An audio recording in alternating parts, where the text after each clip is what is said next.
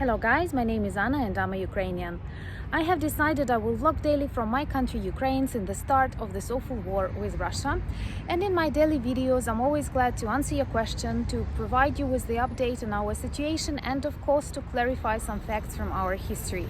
And today on the 9th of May, when Putin parades in Moscow representing the history of the Second World War in a totally wrong manner, I have decided to take you to our local memorial and to demonstrate you how Ukrainians commemorate the victims of the Second World War, and of course to explain you some facts that I personally and the majority of Ukrainians consider wrong in the Russian vision of the Second World War, their role in the Second World War, and most importantly the consequences of this victory.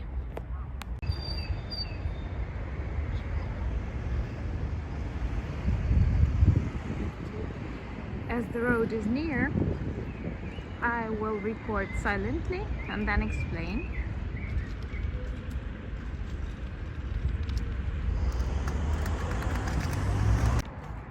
This is our memorial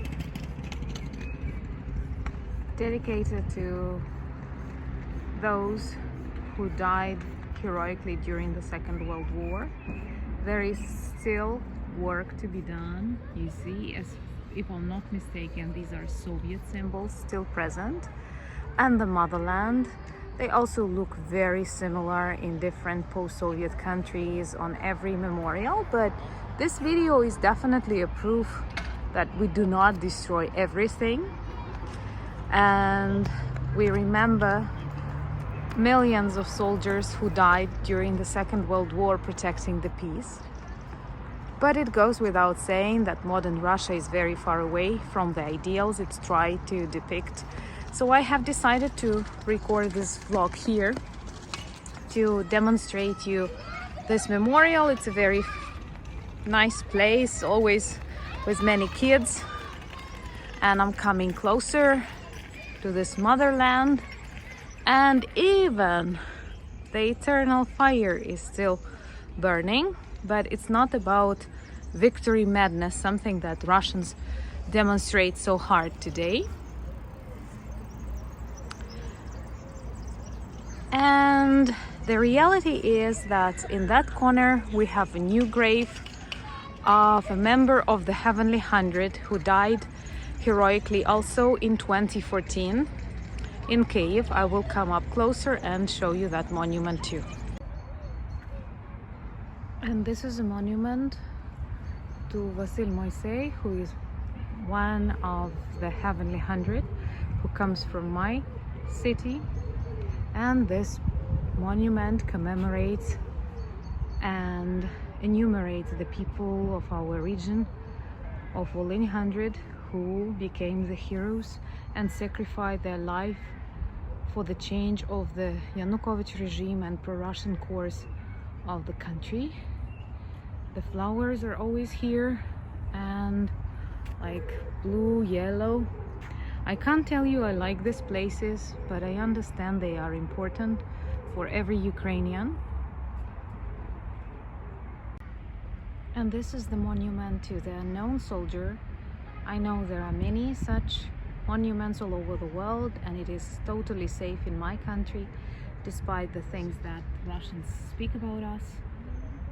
But the thing is, we never wanted to repeat war, and Russians felt this is their duty.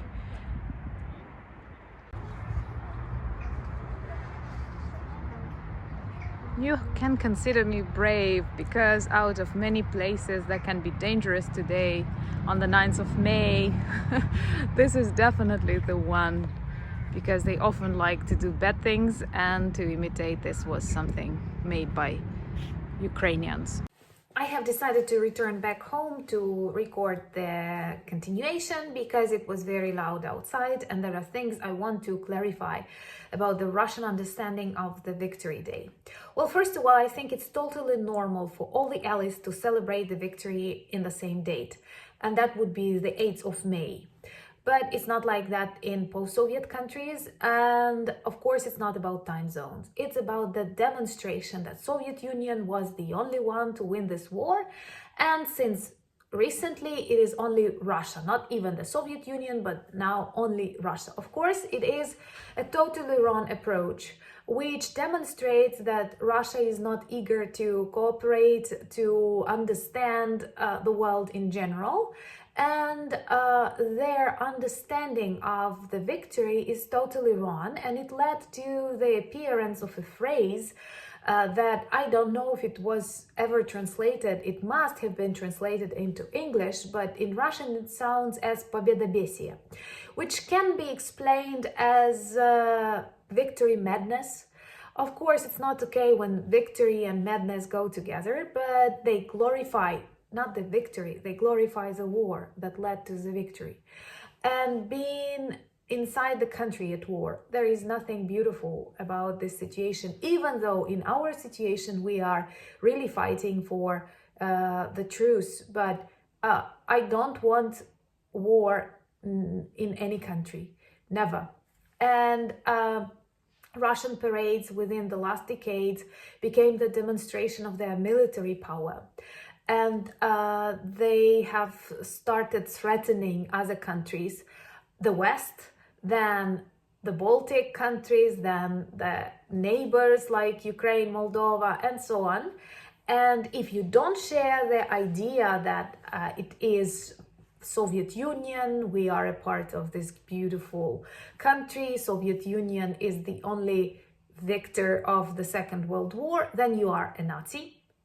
Then you are against the victory of the Second World War, and you are an enemy.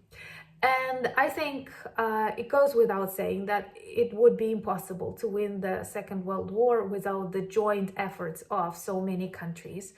And some of them were fighting, others were supporting, supplying, lend-lease, and food and ammunition and weapons, and all of that would be just impossible without their cooperation. And I do understand that the role of Roosevelt, the role of Churchill, the role of the people of Poland, Ukraine, United Kingdom, I cannot enumerate all the countries because it was a joint victory.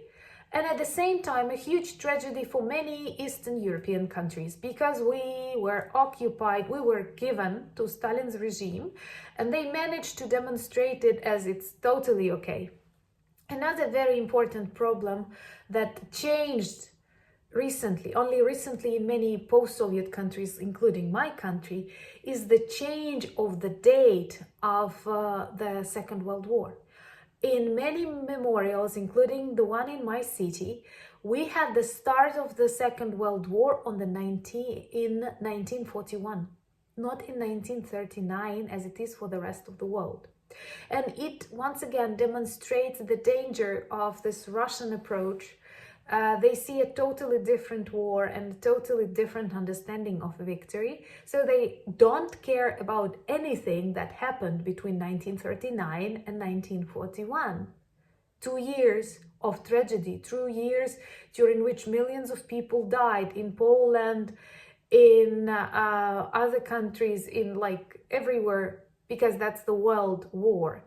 And they forget about the fact of Pact Molotov-Ribbentrop, when they separated, when they actually divided the zones of influence between the Soviet totalitarian regime and Nazi totalitarian regime.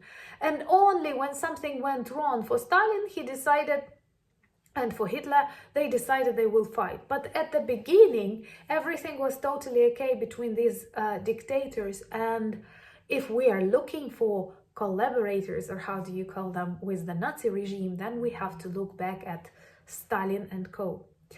Another thing is how this victory madness that Russians celebrate on the 9th of May helped them is to revive the image of Stalin. His portraits appeared on parades long ago, and for decades he was like his cult, or how do you call it, was destroyed in Soviet Union. Lots of his crimes became known, many people were rehabilitated, but at the same time Russians like this kind of dictatorship. And soon he appeared among the portraits on parades as a great military mind, as a great general. And somehow, if you perhaps ask a Russian who is the most important person in the Second World War, who won the Second World War, they will tell Stalin. Even though Stalin spent all the years in bunker somewhere next to Putin, perhaps he was not active like Churchill, for example, on various battlefields. And of course, we understand that this victory is very important, and it resulted in many victims of Ukrainian Soviet soldiers, Belarus Soviet soldiers, Polish Soviet soldiers, close to Soviet soldiers. But Stalin did not care much about people, and I think like a couple of millions could have been saved if he was not so active and careless about the people, about the soldiers. Lots of them lost their lives not because of the dangers of the war, but because Stalin wanted to free a particular town for a particular date. And I know that like approximately we had 100,000 additional victims when he wanted to get Kyiv liberated for a particular date. So like if you have 2 more weeks, you will save 100,000 lives. But this does not look very Soviet. This won't impress the others. So another very dangerous fact about Russian military is they don't care about their people at all. That's why they can continue this war in Ukraine for a really long period of time, because they don't care about their victims. You don't see many protests. You don't hear many mothers. They accept that fact. They sacrifice sufferings, and they have this very awful phrase, our women will give birth to new children. And how can you negotiate with a person like that if they don't value their own citizens? And so this victory madness helped first to revive the image of Putin. Then it helped to create an image that Russia is a military superpower, and it was the only country that actually won and liberated the rest of the world. Then they also had this image that all the world is obliged to Russians. And I see that many countries still suffer from that. They believe that we have to be grateful for Russians for this liberation. But it's not only Russians. It's a lot of allies who cooperated and managed to stop the Nazi regime. Also, they try to demonstrate themselves as like this big brother of all the European nations, and they will teach us how to live. This is also to some extent the heritage of their vision of the Second World War. And today I have watched a couple of their parades, and this is a very poor ceremony. It looks very bad. And I think that Putin has nothing to demonstrate, and they even told the audience they won't have. Typically parades are very expensive in Moscow. They want to demonstrate their military power, and they use millions of dollars on that, lots of tanks, lots of airplanes. And these parades, they take place not only in Moscow but in St. Petersburg, in other big cities of Russia, to demonstrate this unity and strength. And this year they have decided not to use airplanes because of weather conditions. All the previous years they have influenced weather conditions. They have fought with clouds or whatever modern technologies allow. And today the weather was sunny in all of these cities, but they decided not to use the planes, not because they have lost them in Ukraine, but just because they decided not to use them. And in general, when you look at the parades, at the people, what they are wearing, it all looks like a time machine back to the Soviet times.